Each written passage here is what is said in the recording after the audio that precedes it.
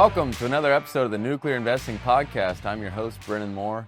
Today we sit down with Simon Irish, CEO of Terrestrial Energy, and talk about capital markets, how we got here, where we are, and where we're heading. This is a really interesting conversation. I hope you enjoy it. Simon, welcome to the show. Thank you, Brennan. Pleased to be here.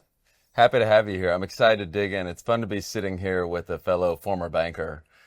And I would love today to dig in a little bit on the capital markets side, what's going on in the nuclear market, and how you got here. Yes. And so I want to start a little bit. I want to do the 1 to 2 minute version of Terrestrial's technology, and you can correct me where I'm off base here, but integral molten salt reactor, coolant molten salt, fuel LEU plus. That's a big point. Yeah. Capacity, 195 megawatt electric, 442 thermal, I guess, I believe is right. Well, I'll give you the sort of the big picture background. So we're developing a small and modular reactor. So that's the commercial format, and others are in that same space too. In terms of where we are from a size perspective, we want to be at the bigger end of that. We don't think that small's the way to go. So our power plant is a sort of a twin reactor unit power plant design with 2 of our reactors operating obviously simultaneously. And that power plant will kick out about just under 400 megawatts of electrical energy from nuclear systems that generate just over 800 of megawatt thermal energy. So it's a very efficient plant in terms of converting thermal energy to fission energy. And back to your point about fuel, which is a really key point today, we're using standard nuclear fuel, the fuel that has been supplied to the operation of the nuclear fleet in North America and Western Europe for decades and decades and decades, the fuel that regulators are comfortable with, the fuel that those that manufacture the fuel and deliver it to sites are comfortable transporting it in agreed international cross-border protocols. We do want to slip into that, that framework of fuel supply and fuel delivery, because it's going to take a long time to change it, and there's going to be a lot of capital necessary to change it as well. So our decision, which we took some time ago, is to use 2015 actually, is to sort of step away with quite a big design call at the time and say we're going to use standard nuclear fuel. So that's a big point. But it's a smaller modular reactor.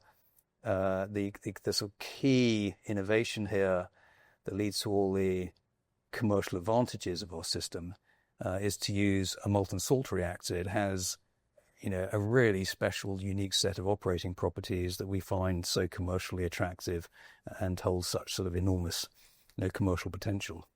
Yeah, the fuel choice is certainly relevant today, as HALEU is, I would say, one of the top used words in this. Well, HALEU, I mean, look, when you're designing a reactor, you're not looking to design the perfect reactor. You're looking to design the commercially successful reactor. Now, if that's your objective, you have to be sort of, looking around at the real world. You have to be incorporating geopolitics. You have to be incorporating policy factors, finance factors. You have to be looking intensely at your supply chain, because you are a company, a growing company in the space, and you don't want to turn around to your suppliers and say, we've got a brilliant technology, but you have to commit $10 billion to build our order book. It doesn't work like that in the commercial world. I mean, you know how the commercial world works from your days at JP Morgan. So we have to design to meet the nuclear industry to the greatest extent we can to where they are today. We have to design to meet the regulator industry to the greatest extent we can to where they are today, because we have to understand our role in the world, and our role in the world is sort of not to move mountains. Those mountains that are there. Our role in the world is to design a commercially successful reactor, taking account of real world factors. And fuel supply is a big real world factor now.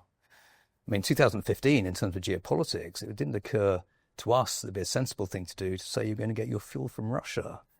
2015, if you looked at geopolitics and the sort of the movement of certain key relationships in the world, you're going to say, I wouldn't say that the United States and Russia are moving closer together. I'd say they're probably doing that. Do we want to say that in our business, our key supplier is going to be Russia? We didn't think that was a good idea, but we had the option. This is the important point. We had the option to use standard nuclear fuel. And in terms of technical aspects here, whether you use, HALEU or standard assay, we call it standard assay under 5%, because HALEU is a bit confusing. if you Google HALEU, it says LEU, it says up to 20%. And shorthand the industry is 5%. So it can be very confusing for the outsider. And HALEU would be 10 to just shy of 20, right? More or less. Well, we call standard assay LEU, that's how we call it, up to 5%. Okay. LEU is technically up to 20%, but the shorthand in the industry is 5%. So it's actually very confusing when you're trying to do your analysis on the nuclear. So we had the opportunity from a technical perspective to use standard nuclear fuel, and it was a sort of technical tier count in terms of what was better. But the reason is the key point is we had the technical opportunity. A lot of the Generation 4 systems, you have to use higher octane nuclear fuel. You have no choice, and that predicament is unavoidable if you're using a fast reactor. Fast reactor neutronics require HALEU, and other nuclear fuel forms. The economic dynamics of the fuel form require you to use HALEU, because if your fuel assembly per unit is extraordinarily expensive, you must have a certain amount of time to use that fuel element before you dispose of it. Now, the problem about in those this is TRISO basically, the problem about not using high octane nuclear fuel HALEU, in your TRISO fuel form, is that you substantially reduce the operating life, the usable life of your fuel. So this is profoundly important for economics, because you have to instead of replacing every 18 months or whatever. I'm not an expert on all aspects of TRISO fuel, but instead of replacing it on 18 months, you're going to have to replace it every 3 months. Wow. And that means that your fuel costs, which are never particularly good to start with that fuel form, So some people, there are some technologies in the sector that simply have, from an economic perspective, a technical perspective, have no choice. They have to use HALEU. But we're using readily available nuclear fuel that's used, that's used in Texas, that's used, in many states in the United States, and the operators of those nuclear plants have been using that fuel for decades and decades. Well, sounds like a prudent decision you made back in 2015. And so yeah. I would love to step back in time a little bit.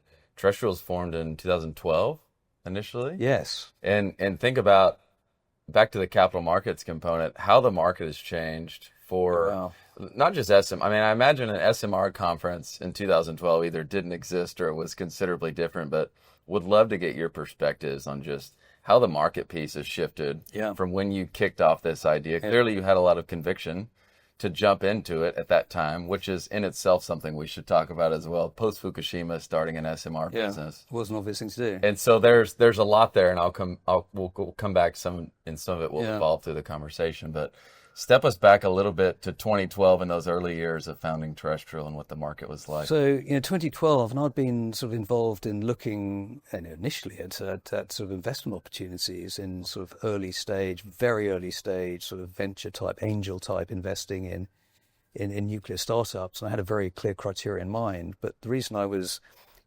walking down that road in 2010, 11, 12. Is because if you run the numbers then, and the first thing you appreciate is how absolutely vast and essential energy supply is to everything that we hold dear in a civilized, organized, a society and a productive economy. Energy is absolutely everything. It's the enabler of human progress, and it always will be, and always has been. If you're looking for a big thing to do, then look at the energy sector. And the next sort of epiphany, when you run the numbers and look at things analytically, is that nuclear energy is singular, unique in the energy world. Nuclear energy is, and this is not debate, from a sustainability perspective, there's no debate that it's energy for humanity forevermore. I mean, the absurd argument here is that sort of 60% of the mass of the universe is nuclear fuel. So debate ended on that one, really. But in terms of when you look at it from a fission perspective, fission energy, so different nuclear fuel, you need the heavy elements of a certain type that can be, you can unlock relatively easily the atomic energy, the nucleus.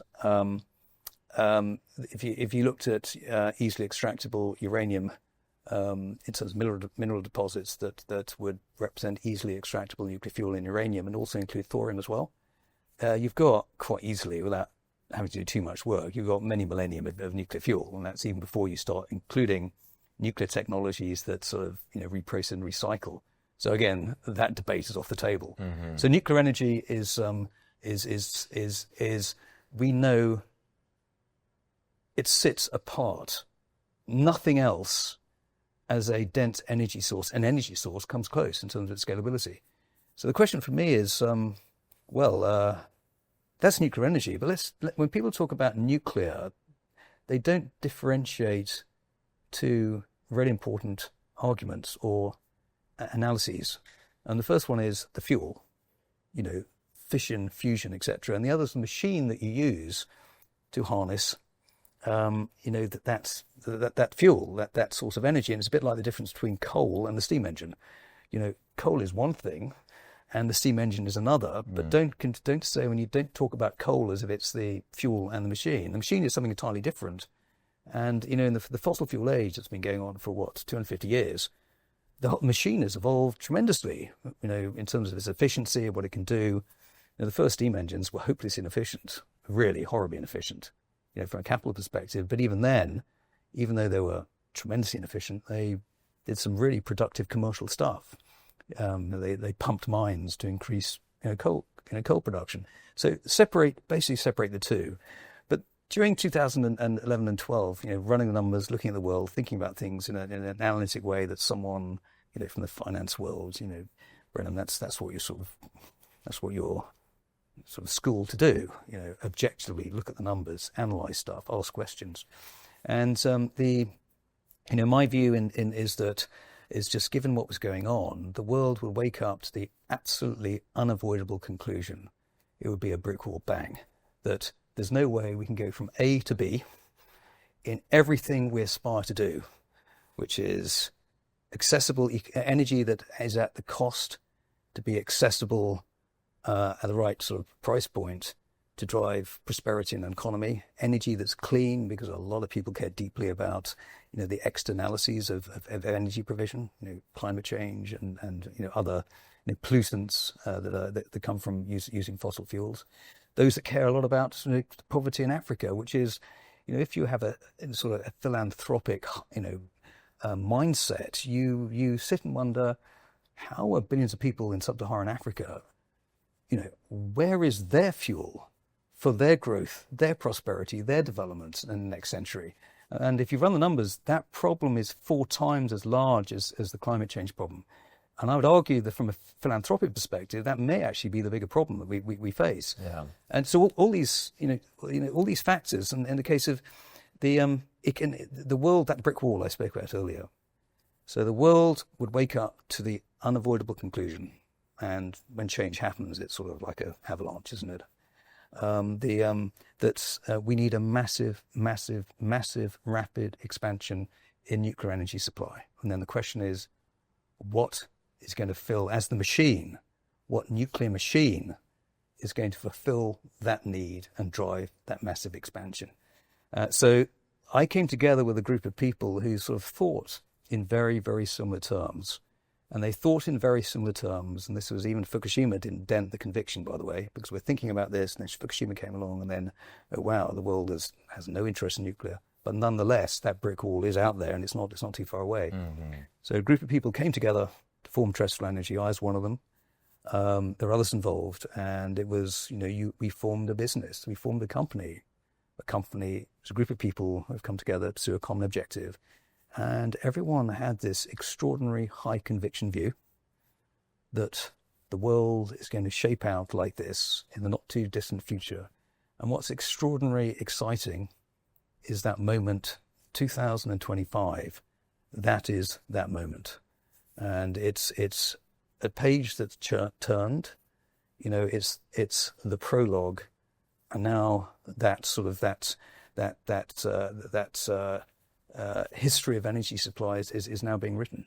We're finally there. Yeah, exactly. It's interesting. There's no choice. With all frankly. success stories, there's a vision in 2012, and that vision, the only thing you know between here and getting there is that it's not going to be a straight line, and you have no idea how long the line is going to be.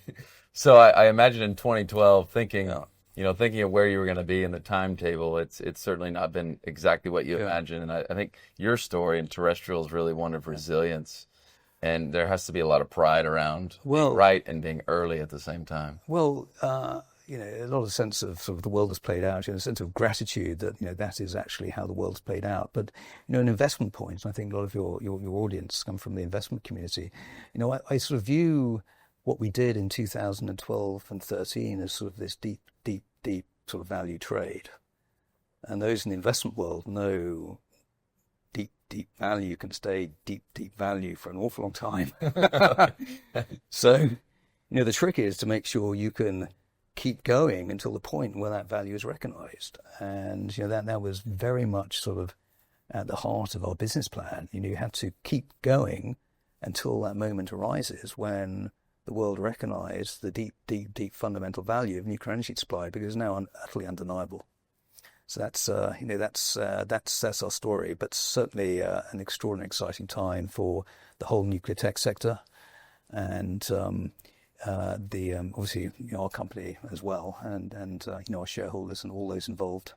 Yeah, and I would love to talk a little bit about the evolution of the funding model too. And we can take a pretty high level view here, because right now there's a lot of venture capital in the space. There's a lot of private capital in the space. I think it's a bit too early for private equity capital. There's public markets. And so I don't want to talk about really specific names or categories even, but just the funding model itself as it's evolved. Oh, it's. What have you learned over the years from what you guys went through to now? And then what are you seeing in the market today? Well, I sort of, took my experiences from, I was very much involved in financial services, 10 years investment banking in London, and 10 years on the buy side in New York. And I very much apply those experiences to a financing strategy for terrestrial energy, recognizing that it was you're dealing with a deep sort of value trade here. I also recognize that that given where nuclear was, and what we're anticipating, that if nuclear was deeply misunderstood, actually, no, I wouldn't say that. It was actually just not understood, full stop. That the capability on the investment side of the table was extremely sparse. I mean, why should it be? There's been no investment opportunity, no transaction opportunity for bankers in decades. There's nothing happening in this sector. It's moribund. Okay, so you're reaching across the table to an investment community that just doesn't have the capacity to react with confidence. That's just the reality. A bit like the early days of biotech. It changed totally now. You can get someone got an interesting molecule that can come down to New York and have 20 meetings, and the other side of the table you've got 5 PhDs peering over it saying, I think that's exciting, I don't. Mm-hmm. That's after many decades of growth. But that wasn't the case for nuclear tech. So that is a bit of a challenge. We from the start we went after principal capital. Those that and this is true for in the start of really big innovation cycles, you don't get agency investors, the 2 and 20 guys involved. They're never at the starting phase. It's the principal investors, the guys who actually have the money that make the big long-term calls with confidence. Okay, not the guys who run a venture fund say, well, I need to liquidate it in 7 years' time, and or three, yes, and I understand the 2 and 20 community very well indeed. Okay, and their mandates and their business models were not particularly well aligned. It's not to say there's any nothing to say about any sort of intellectual issue here or investment competence. It's the business model which is not particularly well aligned to to very unusual, once in 25-year, investment situations, which involved a totally new, transformative, technology, a bit like sort of what happened in 1995, with tech. So we pursued principal investors and very, very sophisticated guys, actually, who were, super experienced. And I had a big network in London and New York, made the case.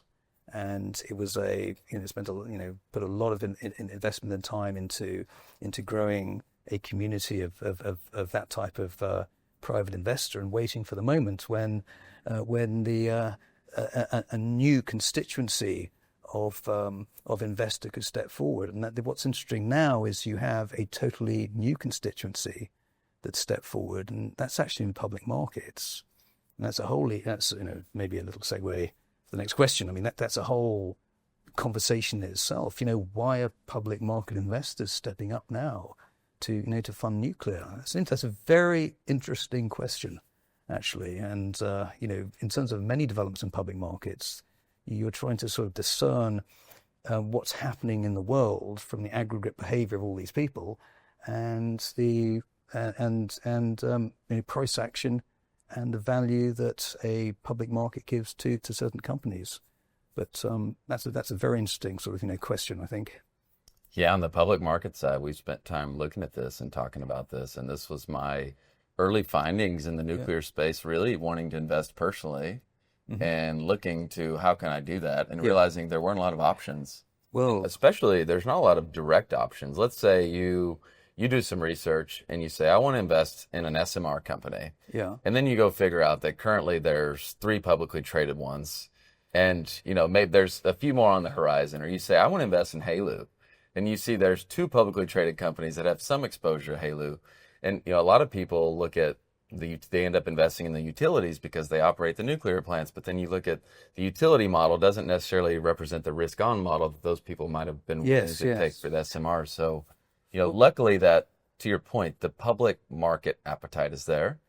And now it's just a function of what is the right timing for companies where they're at their life cycle to try to tap that market. Yeah, well, I think what you're seeing now, and this is what public markets do.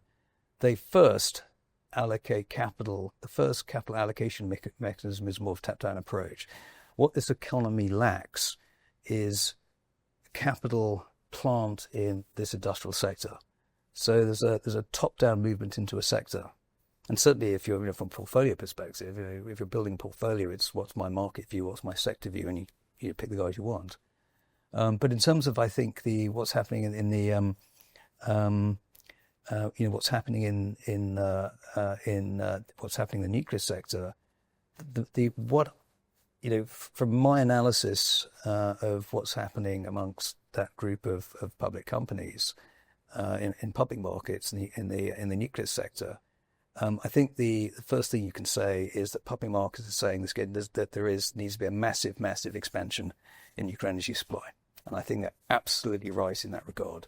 The next thing and then you started seeing this with the first action was on the supply chain front. So the first movement in the sector came through the suppliers, those on the supply chain that serve the existing industry. And the next move is that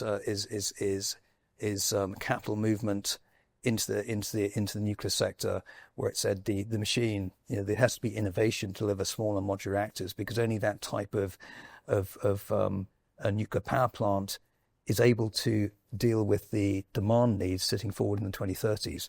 Small, modular, co-located, heat and power, super efficient, affordable, and so forth. So from a top-down perspective, I interpret price action that's coming into the nuclear sector, saying, well, we need to be investing in small and modular innovation. Now, at this point in an innovation cycle, equity markets are deeply incomplete. There's not many companies out there. And the first action is to basically buy the market, buy the sector. Mm-hmm. Okay, and that's this mechanism is on a day-to-day basis is manifest by, when the AI, when hyperscalers got involved in this and said they need a lot of nuclear. I'll tell you what happened. It was the big equity investors phoned up sell-side coverage at JP Morgan and said, this is profound. I believe in this. Which companies do I invest in? And the sell-side guy said, well, there's not much to choose from. But God, there's something big that's happening here. Tell me what I can to get factor exposure to what's going on. So that incompleteness, which only very occasionally happens in an innovation cycle, it happened in 2095, creates a structural long-term appetite in public markets for the innovators that would not normally be in public markets, because to be in public markets, there's a certain 95% of the time, there's a certain sort of orthodoxy in the profile of a company that can be in public markets.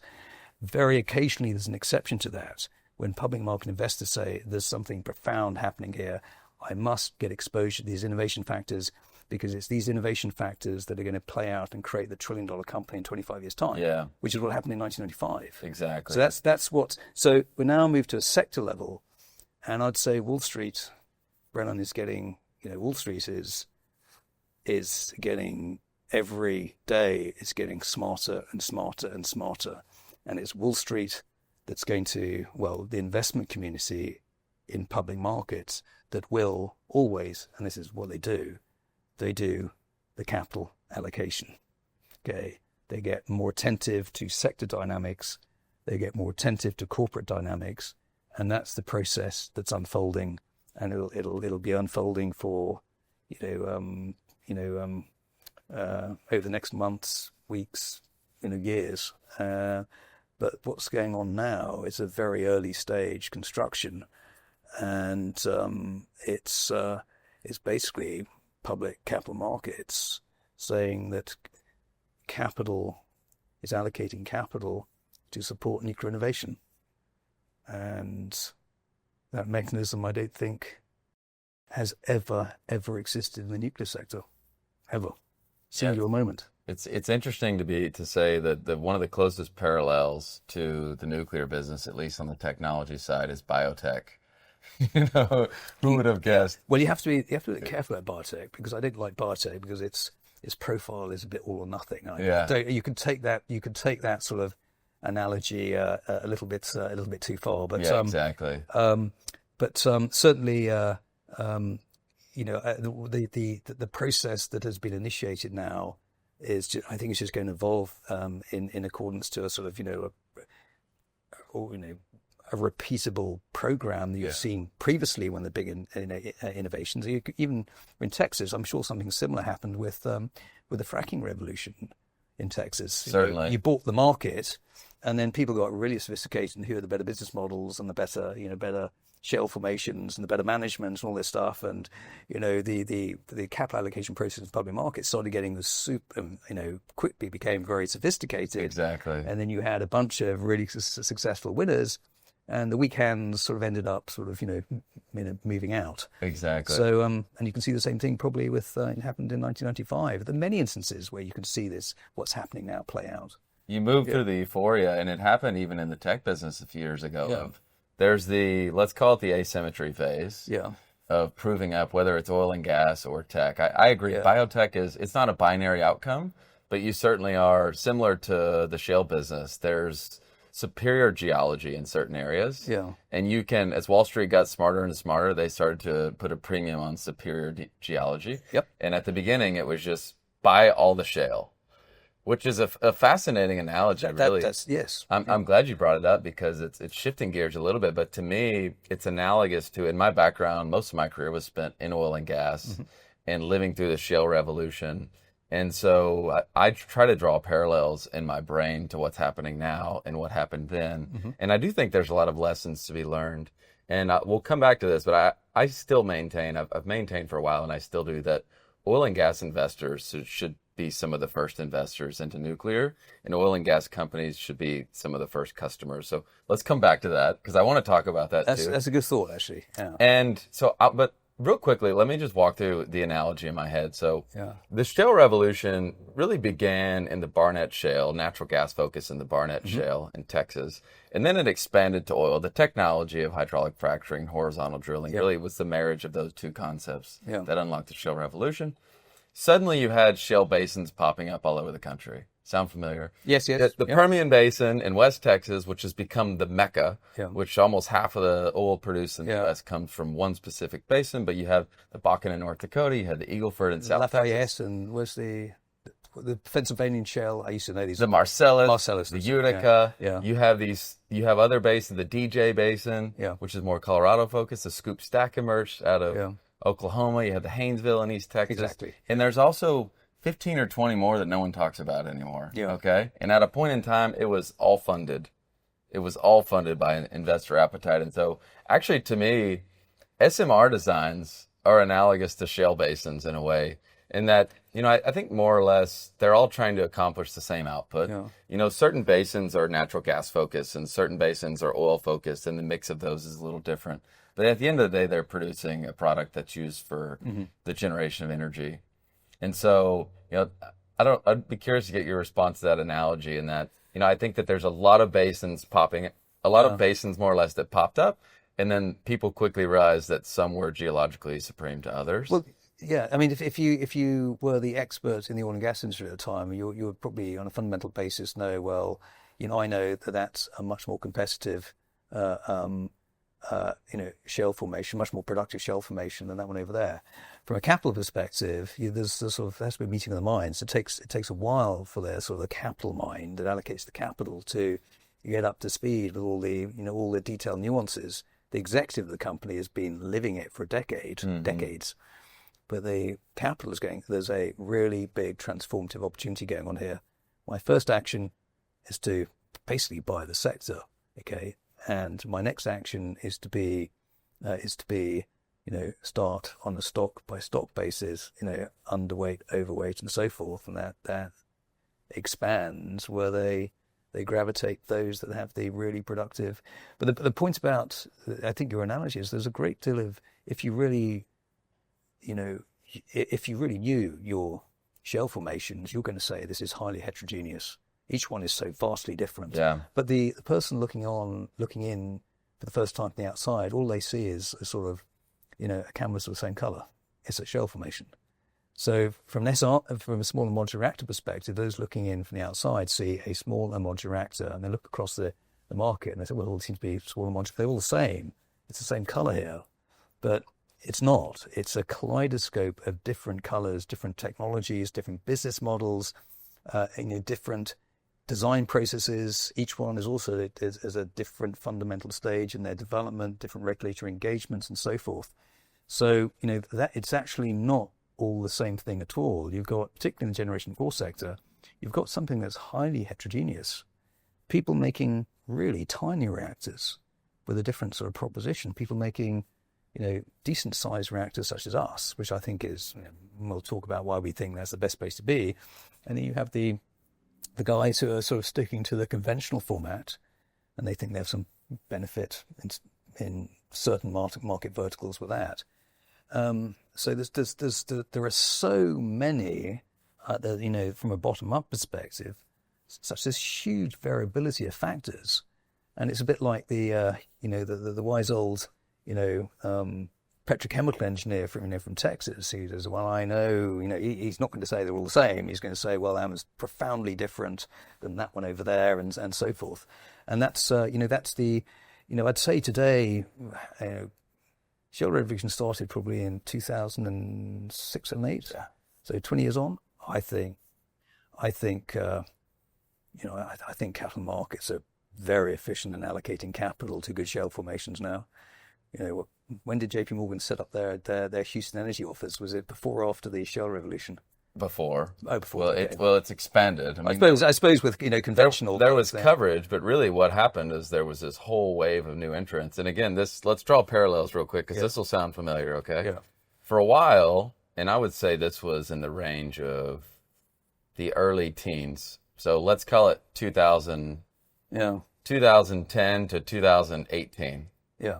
There were management teams getting funded every week from private equity with $200 to $300 million checks to go chase some new shale play or to go acquire acreage in a shale play. Yeah. And so again, it's almost like a new reactor design was popping up. It's a little bit more different.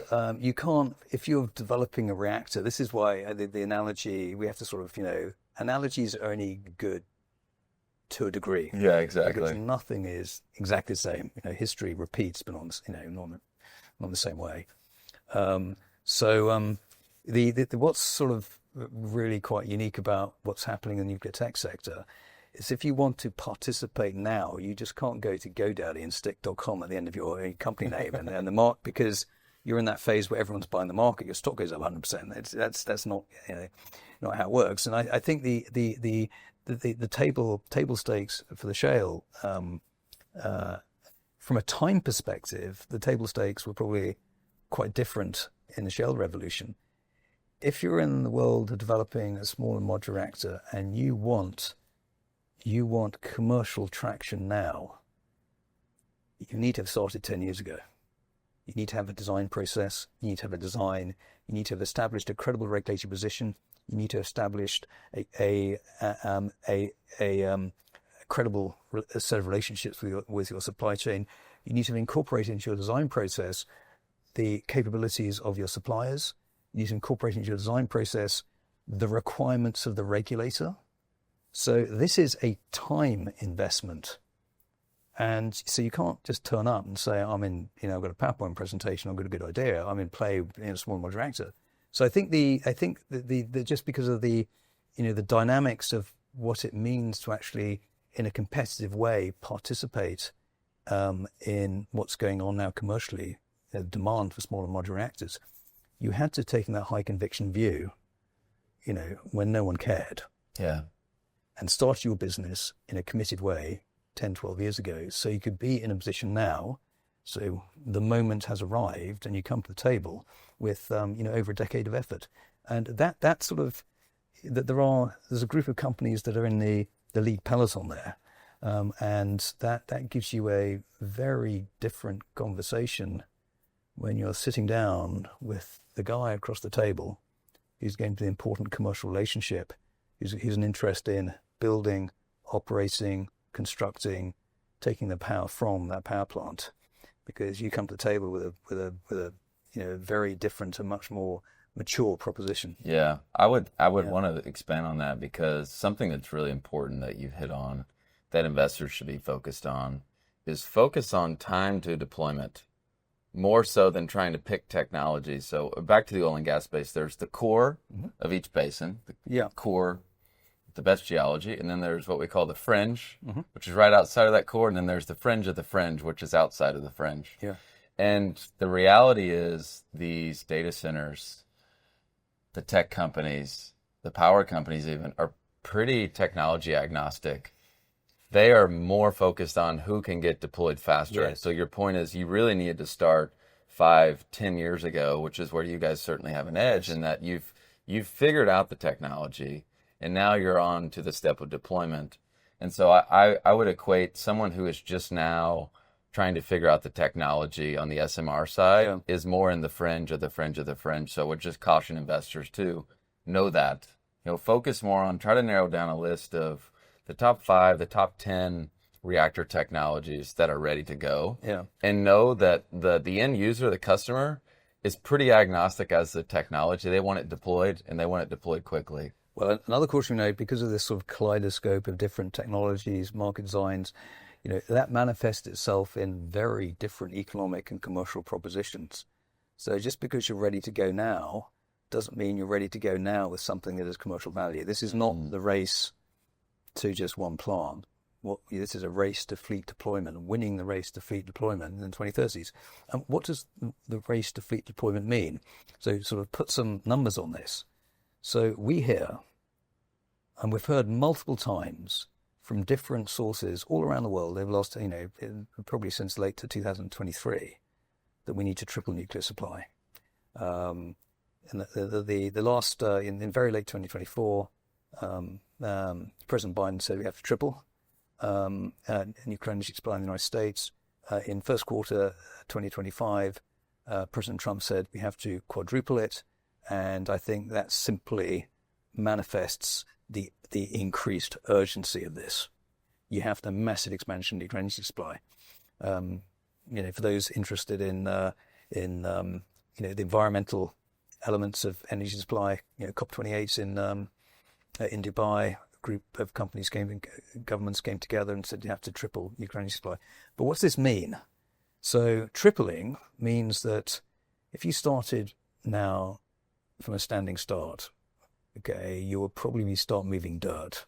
Maybe you could do it slightly quicker, but to keep it simple, you start moving dirt and start construction in January 2030.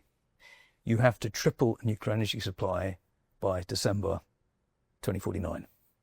And we've got, let's say, round numbers, let's say 100 gigawatts of power generation in the United States. Tripling is 300. How much new capacity do you need? You need 250 because you're going to lose half of the existing plant. Okay, so 250. So you've got 250 gigawatts and you've got 240 months to do it. You're pretty much building at the rate of, you look at the front page of the Wall Street Journal, every month, and such starts the construction of a conventional plant. Or you're going to see the front page of the Wall Street Journal, 4 new small and modular reactor plants have started construction. I mean, that's what tripling means. Yeah, and real quick, I want to jump in and frame. Let's just reference the AP1000 because it's easy and it's round numbers, and it's a gigawatt more or less. That's slightly more than that, but let's just call it a gigawatt. We need 250 of those. AP1000s optimistically are a $10 billion build in 8 years out. So if we need 250 builds of an AP1000 at $10 billion a piece, it's a tremendous amount of capital. And I'm not saying we need to deploy all AP1000s, but just trying to frame it with some numbers. You have to. Exactly. You have to attempt to say, what does this qualitative statement mean, and sort of run the numbers. And another thought as well, and that I think is a really profound thought, is that we're just not looking at the data center sector. We're looking also at the industrial sector of heat and power. And also we have capacity to replace coal in what we think is a super efficient way. But if you looked at what's happening in another sort of singular event in the tech world, AI driving the next great tech revolution, you've got companies these days that are worth $1, $2, $3, $4 trillion, and let's say they're telling their shareholders they're going to grow each year at 15%. And that's a lot of value being created, and they're saying they're going to create that value with this commercial product that's driven by AI, which has tremendous value in the rest of the economy because it increases productivity and everyone's going to buy it. And they are committing probably this year, the last 12 months, maybe the last 4 quarters, 6 quarters, maybe the rate of about 50 billion a quarter, 75 billion a quarter. I don't think I was going to say that's totally wrong. It's ballparkish. Now, what's rather interesting about this is that you have from a top-down perspective, you have a sort of profound disjunction, because these guys are saying we need small and modular nuclear plants where you can bring half a gigawatt of power to the power plant site for us to do all this. So the analogy is you got the hyperscalers who are saying, there's gold in those hills. There's a lot of it. Okay, there's so much gold that we're going to grow. The next phase of delivering 15% year on year to our shareholders is going to be, we're going to mine those hills. But at the same time, we're saying the only people who can give us the shovels to mine those hills is in the nuclear tech sector. Now, the disjunction here is that, big tech's capitalization is probably, $20 trillion globally. Around there, yeah. 20 trillion. Oil and gas probably collectively is probably in about 7 or 8 trillion. Significantly less than tech. So 20 trillion of equity market value globally is in AI. Okay, and they're saying they're going to mine those hills for 50% return. The interesting thing about this, the capex, let's say it's 50 billion capex that they are deploying every month. 24 months ago, you could have bought an entire nuclear tech sector for that. But they're also saying these are the guys who make the essential shovels. Without those shovels, we can't mine those hills. So it's not surprising that there's a bit of a, from a top-down capital allocation perspective, and this is price action. Why? There's a little bit of a Yeah. rebalancing going on because something is amiss here. You're talking about orders of magnitude difference in value. And the other, people are obviously analysing this point about how much capex needs to be invested in energy supply to realise the AI revolution. And the numbers I'm seeing, revolution. The numbers I'm seeing is a capex multiple of about 0.3. So for every billion in a data center, you need $300 million in energy supply.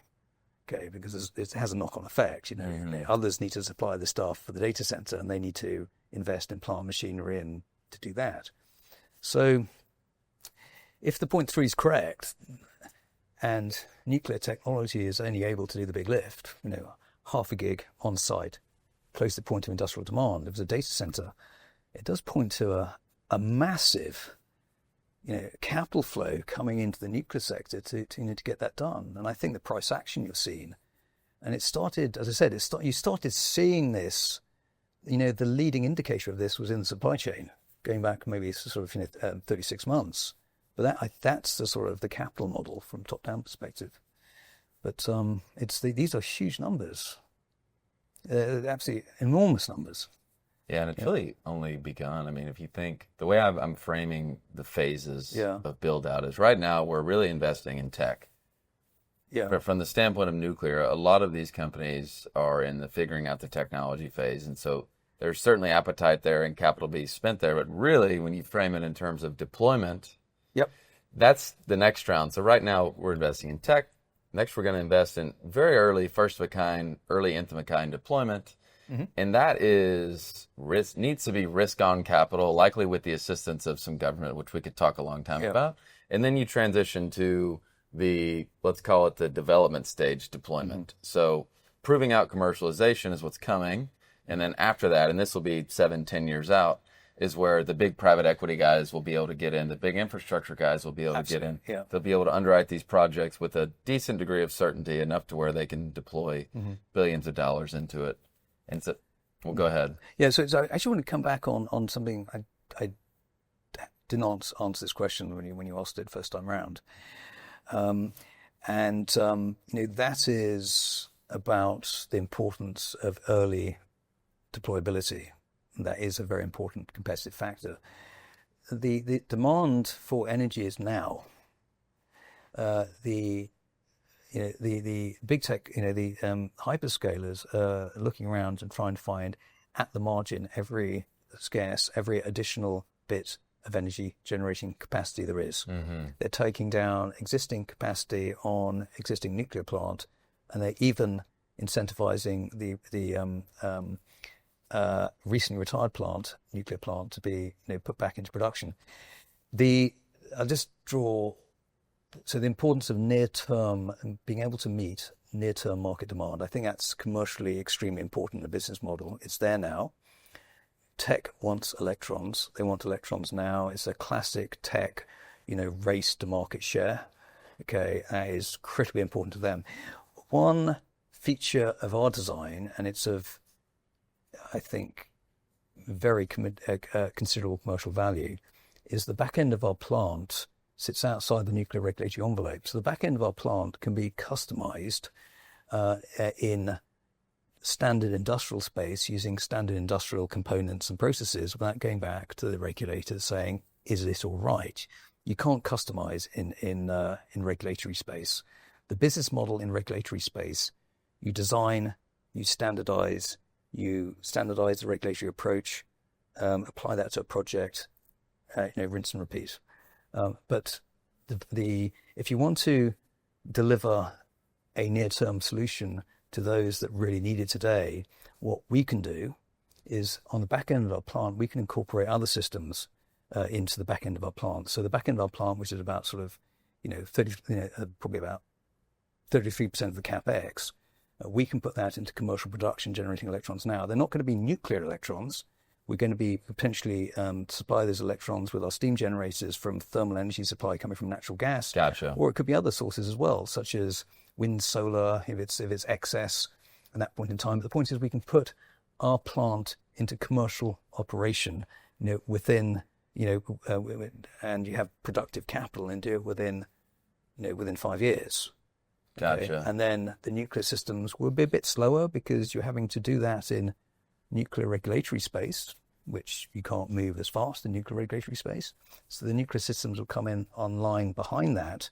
You will have a full nuclear plant, and the natural gas now features as a backup capability, improving the redundancy and the reliability of that nuclear plant, and a higher value offering to customer number one, which is going to be your near located chemical plant, petrochemical plant, or data center.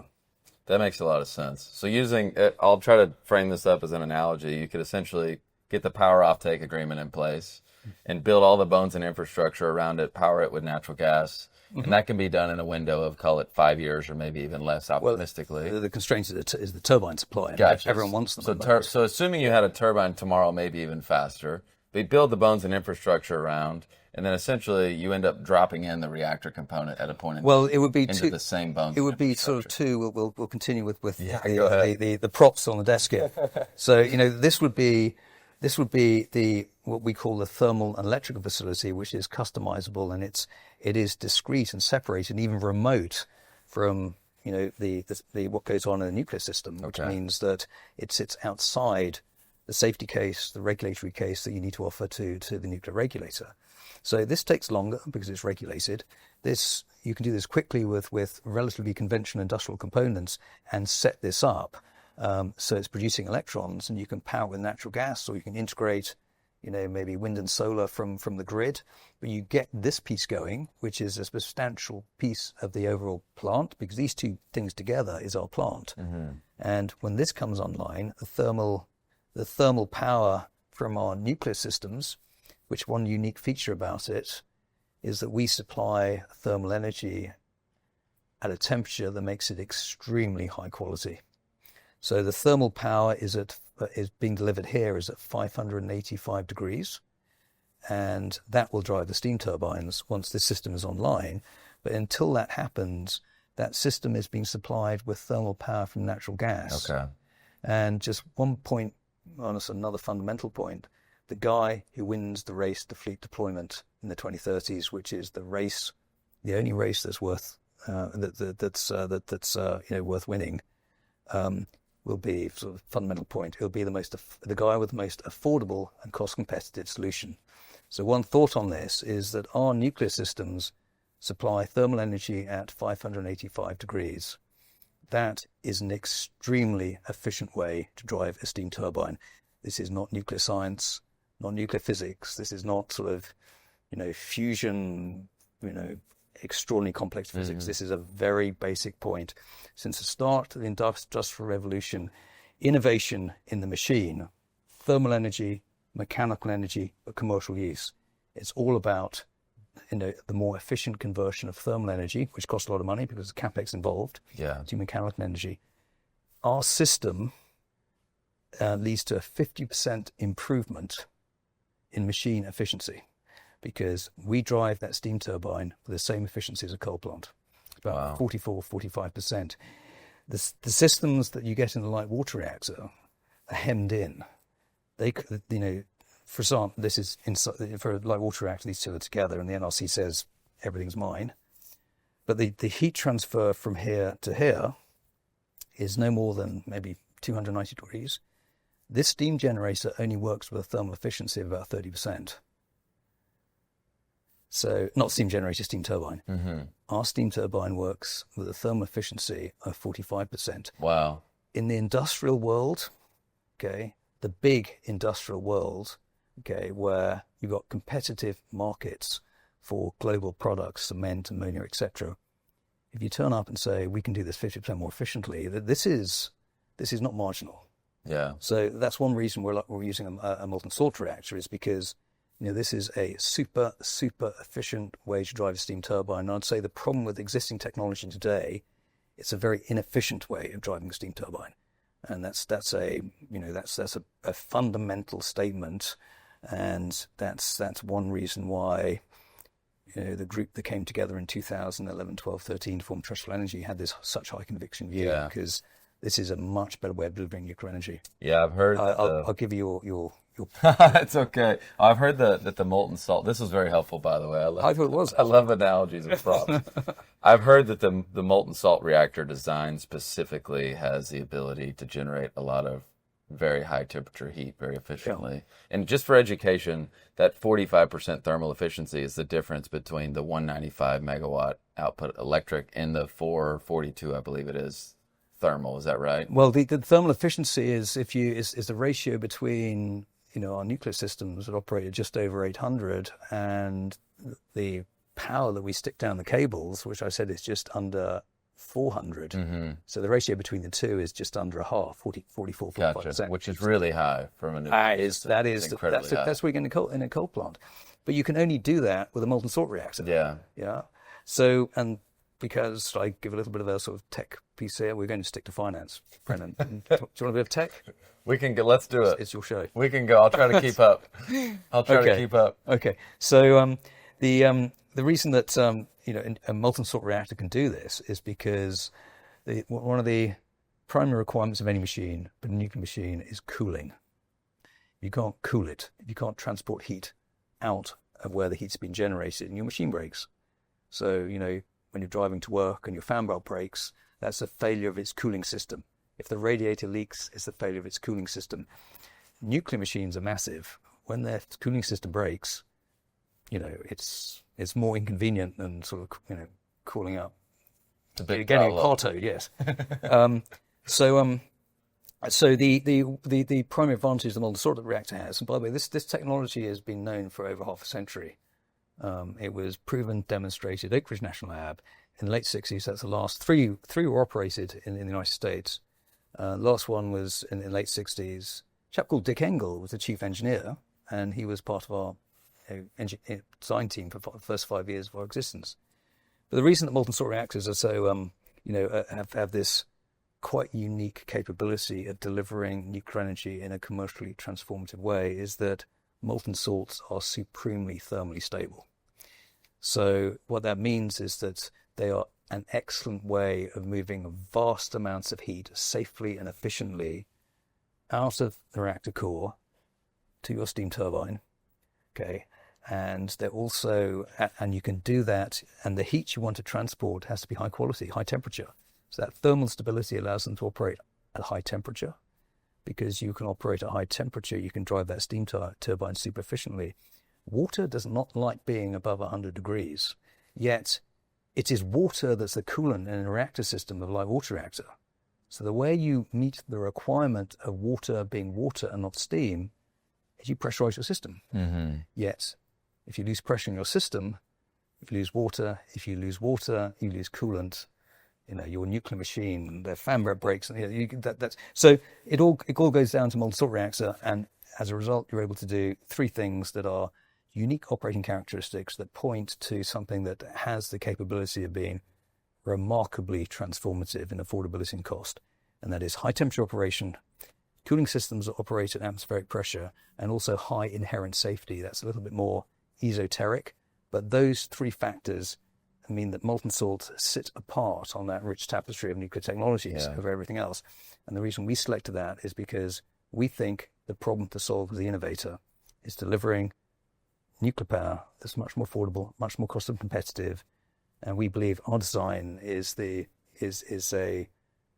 very likely to be the most capital efficient nuclear machine, small and modular reactor on the market. But it starts off with that steam turbine.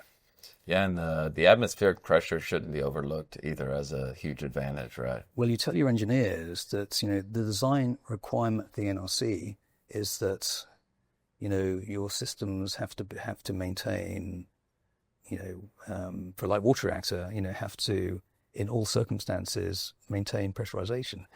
That's a tough ask for engineers. And they will design, because they're good engineers, they will design accordingly. Mm-hmm. And they have actually done a great job with light water reactors. But with our engineers, it's a case of design. The design requirement is near atmospheric pressure. It's an easier safety requirement to meet. That makes sense. Yeah. So just wrapping up here, I want to come back to the one topic that I said we would come back to, and that's that oil and gas investors should be some of your biggest and first investors, and that I like that. the company should be some of your first customers. So I want to frame up real quick the economics of a shale well and really what drives a positive outcome. Okay. I used to say that if you give me an economic model to model a single shale well, I can quickly make an IRR disappear by flexing one of these key assumptions. And so it's really production, how much oil or gas is coming out of the ground, price, how much you selling your oil or gas for, time, how long does it take to bring it online from the minute the dollars went in the ground, and then CapEx, how much CapEx are you spending? Now, OpEx also matters, but from a shale well and good geology, those four are really the biggest drivers. So production, price, time, and CapEx. I'll talk through them from a shale standpoint and then just give you a sense of the appetite that oil and gas investors have for risk. Okay, so production generally is better known now. Years ago, it was not. You've heard the days of the wildcatters sticking holes in the ground, and maybe 1 out of 10 is successful. Okay, so asymmetric upside, that's kind of like your 2 and 20 venture bet guys or biotech. Not so binary now with the use of seismic and the geology being well understood, but production still varies 20 to 30% from well to well, okay? Very few industries invest capital and say, if I'm going to manufacture iPhones, I'm going to invest hundreds of billions of dollars of capital, and I'm going to know with a band of plus or minus 20% of how many iPhones I'm going to be able to sell. Yeah. That's not something that applies to most industries. So on the production side, there is variability. On the price side, we saw during COVID, oil prices went from around 60 to around 20. They got in the teens. For a brief moment, they went negative, and then they've been up above $100. Now they're around $60. Again, back to my example. Can you imagine being in the business of selling iPhones? And you say in 6 months, we might be able to sell them for $500 and we might be able to sell them for $1,200. The planning around that can be challenging. A lot of uncertainty, yes. So a lot of uncertainty on the revenue side, Yeah. okay? Production and price, and revenue is just volume times price. So you multiply those two by each other, there's your revenue, okay? Now you can hedge, you can manage risk there, but you can imagine if you're investing in those two variables alone, you have a significant risk appetite. Now the second two, time, again, has gotten much better understood. There's most of the times with shale wells, from the minute dollars go in the ground, there's a couple month delay to production, but it's not years. And then lastly, CapEx, again, mostly understood. You're generally spending within around 10 to 15%. A shale well in a normal basin probably costs around $8 to $10 million. And you can get within 10 to 15% of that. Occasionally you have issues on the drilling side, and it maybe go over 50% on a well, okay? So the variability is in the revenue side, which is, I believe, quite different to nuclear. But production, price, time, CapEx, wrap all those together, and there's quite a bit of variability in your outcome. And therefore, the investors that are willing to invest into that business and do so sustainably over a long period of time presumably have a high-risk appetite. Presumably have a high-risk appetite. For in your example, in terms of shale exploration. Exactly. Yes. And so, they're not perfect. They're not perfect parallels, because the way I frame in my mind nuclear is your production and your price are actually quite known. There's an amount of power output that is quite known, and there's a price that, to the extent you're locking in a price, a PPA with a hyperscaler or someone, is quite known. The cost variables are really the issue. So you're more or less flipping it from revenue uncertainty to cost and time uncertainty. Yes. So it'd be interesting to get your take on that, and then just lastly wrapping it all together to, again, the oil and gas investors being early investors in nuclear and also in deployment. Well, I'll talk about it in let's see if I can sort of unpack what a nuclear plant looks like from an economic perspective, and perhaps compare it to combined cycle natural gas, and also bring in the model you've just described. So nuclear will always be more capital intensive. So if you look at the levelized cost of electricity from a nuclear plant, a model where 70% of that levelized cost is capital and cost of capital. That's why capital efficiency in nuclear innovation is so important, because it will always be capital in a capital intensive process. But once you deploy that capital, you've got to, your marginal cost of production is superior, because the cost of your fuel is extraordinary. You're using a tiny amount of uranium to produce a vast amount of energy. So the variables are associated with the classic variables on any capital intensive project. I think it's where the risk is. It's not the commodity risk side, but it's on cost of capital side. You want to be building something quickly. So for a nuclear project, you want to be building it quickly. This is one of the economic virtues of the project level of a small modular reactor. You can potentially build these things in under 5 years. So you've got a capital commitment period during construction. That's where the real money's going down. And maybe it's even not doing that on day one either. It's sort of, day one, year one, it sort of ramps up, and the big commitment is maybe the end of year two, something like that. And maybe you can contract that to get contract down to, when you get good at it, down to 4 years. So that is so important, because you do not want a 10-year project where you're compounding at, cost of capital. And this is the problem with conventional nuclear, because the cost of private capital, given the risk components on a nuclear project, conventional nuclear project, would be you compound at that rate over the construction period. That's why you need a sovereign balance sheet, but you cannot make the thing work. Yeah, you can't make the math work. So, but once you've built it, you have a very reliable source of power. So it's unlike combined cycle natural gas, where you're taking power from it, and maybe the guy who operates it is just going to pass through the commodity cost, which is the price of natural gas. For the nuclear plant, once you've locked in your financing, you've completed your construction, you have a really reliable price point, and that's the value of nuclear generally. Once you've done it, you have a super reliable price point. You can continue to dispatch at that price, and in terms of other economic virtues, you dispatch at that price come hail, winds, sunshine.